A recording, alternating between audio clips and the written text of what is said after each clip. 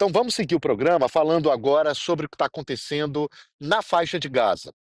A gente fez um programa muito especial na última semana sobre o cessar-fogo que tinha sido anunciado. Houve aí solenidades atrás de solenidades, depoimentos atrás de depoimentos para anunciar o fim da guerra em Gaza.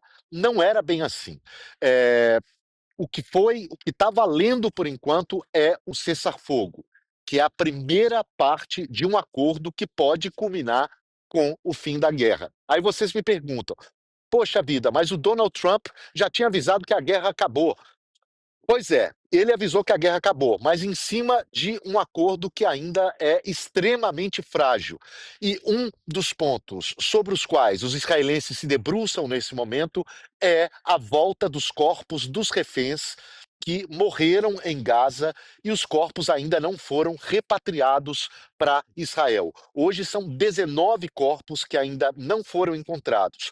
O Hamas disse que precisa de equipamentos e tempo para encontrar esses corpos. Israel discorda dessa tese, acha que o Hamas tem sim condição não apenas de encontrar, mas de entregar esses corpos, como se comprometeu para essa primeira fase do acordo. Como retaliação, Israel ainda não abriu uma das principais passagens para a entrada de ajuda humanitária na faixa de Gaza, que é a passagem de Rafah, que fica ali na fronteira do Egito com a faixa de Gaza. Faz a ligação direta do Egito com a faixa de Gaza, mas como essa é uma região que está ocupada por Israel, Israel, obviamente, tem que dar o sinal verde, tem que permitir essa ajuda humanitária para entrar. Isso causa um problema enorme, porque além da entrada de água, remédio, comida para mais de 2 milhões de pessoas que precisam dessa ajuda de forma muito urgente, a passagem também está fechada para pessoas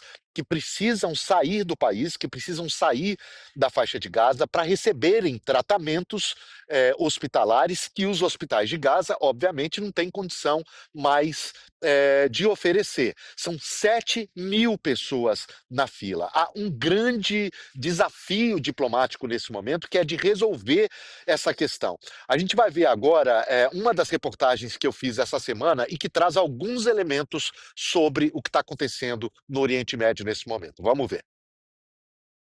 Já era fim da noite pelo horário local quando mais 2 cadáveres foram entregues pelo Hamas.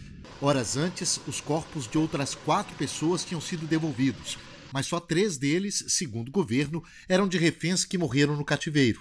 Com isso, os restos mortais de 19 dos que foram sequestrados e morreram no cativeiro continuam em Gaza. Israel acusa o Hamas de violar o acordo de cessar-fogo. Não vamos ceder e não vamos economizar esforços até que todos retornem, afirmou a porta-voz do governo. O grupo disse que o corpo não identificado como de um refém era de um soldado israelense. Não será uma tarefa fácil localizar tantos corpos no lugar transformado em mais de 55 milhões de toneladas de entulhos. O que vale também para milhares de vítimas palestinas, ainda sob os escombros. E para quem está vivo, não tem trabalho, comida, água, casa e o inverno está chegando. Lembra essa refugiada, matriarca de uma família de 36 pessoas. Até o início da noite desta quarta-feira, o principal acesso para a entrada de ajuda humanitária em Gaza continuava fechado por conta dos muitos desentendimentos que ainda persistem nessa primeira fase do cessar-fogo. É mais um sinal do quão frágil é a situação no momento e de como será difícil avançar nas negociações. O acesso de Rafah na fronteira com o Egito só deverá ser aberto nesta quinta, sob supervisão da União Europeia. Nesta quarta, o primeiro-ministro israelense voltou a prestar depoimento no processo em que é acusado de corrupção, apesar da pressão pública do presidente dos Estados Unidos para que ele seja perdoado. Donald Trump também garantiu que o Hamas será desarmado, mas as cenas de Gaza mostram uma outra realidade. O grupo continua controlando parte do território e agora está caçando e fuzilando integrantes de outros grupos acusados de colaborar com Israel. E quem vai assumir o papel do Hamas e administrar Gaza? A implementação de um comitê de paz liderado por Trump é aprovado por figuras como Nasser al-Qadwa, sobrinho do ex-presidente da Autoridade Palestina Yasser Arafat, e um dos cotados para assumir o posto. Mas importar pessoas do Ocidente para governar Gaza, isso não vai acontecer, disse ele sobre a possível participação do ex-premier britânico Tony Blair como futuro administrador de Gaza. É mais um grande ponto de interrogação no plano traçado pelos Estados Unidos. Pois é, esse plano de cessar-fogo, ele está de pé hoje porque tem o peso político e militar dos Estados Unidos. Mas ainda há muitas discordâncias em ambos os lados. Israel, por exemplo, extremamente insatisfeito com o fato de 19 corpos dos reféns ainda não terem sido repatriados para Israel. São 19 famílias israelenses que estão esperando. Do outro lado, é bom lembrar, tem milhares de corpos de palestinos que foram vítimas dos bombardeios israelenses, também sob os escombros e que também precisam ser resgatados. Esse vai ser um grande desafio. No campo diplomático, tem duas questões que são muitíssimo importantes. Uma delas é o desarmamento do Hamas. O desarmamento do Hamas é uma das condições impostas por Donald Trump, mas com a qual o próprio Hamas não concordou.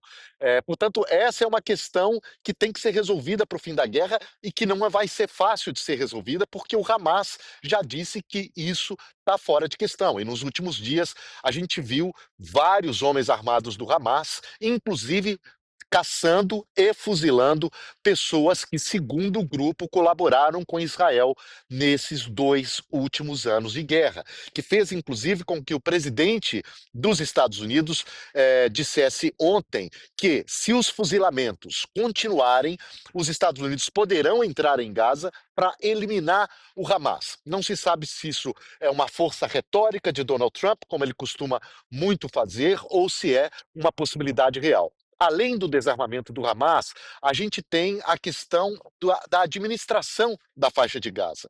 Quem vai administrar? Como vai funcionar?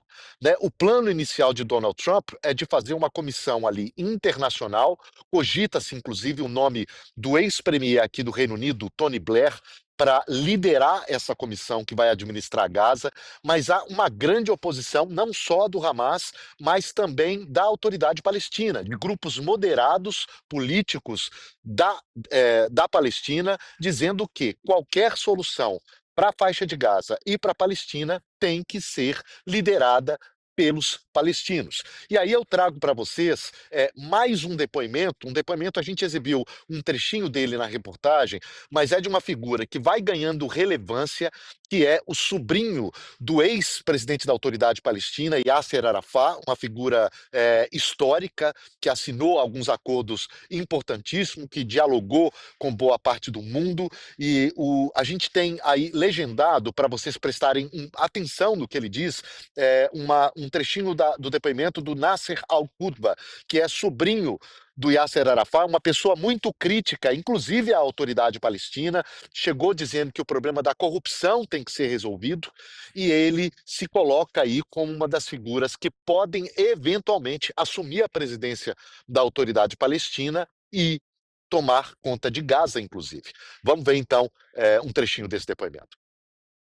Part of the plan is okay. I mean, the existence of a board of peace headed by Trump himself is fine because this is supervisory body, which is okay. I mean, I have no problem with anybody supervising the situation and supervising what the Palestinian side is doing because honestly the experience was not that good and the donors need to know where their money goes.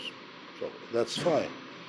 However, the idea of having board of directors headed by Mr. Blair is different story. And here I say Palestinians could be governed only by Palestinians, and there is no point at all in importing Westerners to govern Gaza. That's not going to happen, and that's stupid, let alone when the Westerner is linked to the British mandate and things like that. You know, the bottom line is this: the Palestinian people could not be put under the trusteeship of anybody. I mean, we have paid for independence, we have paid for the identity, we have paid for the entity, and it's going to be that. I mean, as I said earlier, the Palestinian people could be governed only by Palestinians and nothing more.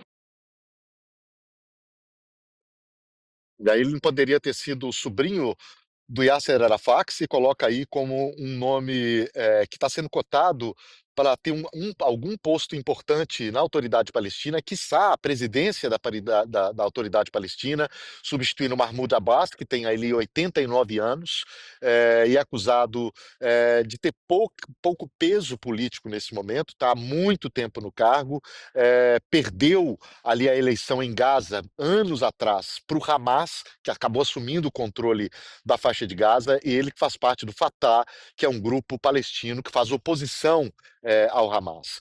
Portanto, essa é uma questão que a gente vai continuar acompanhando, é tema, inclusive, da minha reportagem de hoje do SBT Brasil, porque a gente teve alguns desenvolvimentos, inclusive aqui no Reino Unido, que tomou a decisão de proibir, a polícia do norte da Inglaterra tomou a decisão de proibir a presença de torcedores de Israel num jogo da Liga Europa, que vai acontecer no mês que vem entre um time israelense e um time aqui do Reino Unido. Isso gerou mais ruídos diplomáticos.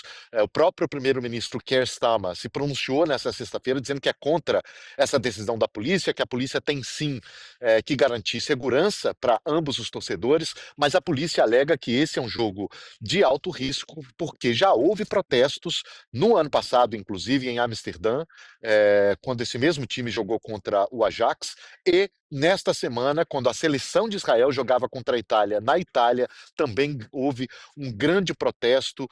De fato, há protesto em diversos países europeus contra Israel, a favor da Palestina nesse momento, o que aumenta muita atenção quando eventos como este acontecem, eventos esportivos que sejam.